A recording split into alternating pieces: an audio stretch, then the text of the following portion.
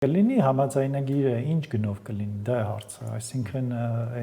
Էրդողանը ուզում է, որ համաձայնագիրը լինի, վստահ եմ, եւ ուզում է, որ իրենց պայմաններով լինի։ Դե գինը տեքստում գրված է արդեն, ուրիշ ինչ գնով։ Որ գինն է գրված տեքստում, այն տեքստը, որը համաձայնեցված է Բաքվի եւ Երևանի միջեւ։ Չէ, դա հռչակագրային մակարդակում հայտարարություն է, ինչպես օրինակ նոյեմբերի 9-ի հայտարարությունը։ Չեմ ասի, որ իրենք համարժեք են։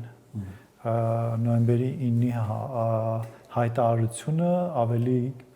քիչ ուժ ունի միջազգային առումով, քան կունենա այս խաղաղության փաստաթուղթը, բայց մյուս կողմից հաշվի առնելով աշխարհաքաղաքական այս խմորումները, գործող պայմանագրերը չեն աշխատում, այսինքն Ուկրաինայի վրա Ուկրաինայի ուղղությամբ Ուկրաինայի վրա հարձակվեց Ռուսաստանը, հաշվի առնելով, որ Ռուսաստանը Ուկրաինայի անվտանգության երաշխավորն էր։ Հիմա ինչ է խանգարում, որ Ադրբեջանը այդ պայմանագրի առկայության պայմաններում որևէ պատրվակով, օրինակ պարտադիր պահանջ լինի, որ Հայաստանը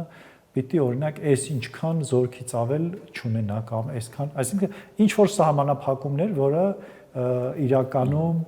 չի բխի մեր պետական բացի այն ինչ մենք գիտենք, այն ինչ շրջանառվում է այսօր։ Միանշանակ այն ինչ շրջանառվում է, դա ցույց են տալիս այդքան, բայց վստահաբար իրենք ունեն ավելի մեծ ախորժակ, քան այդ շրջանառվողնը։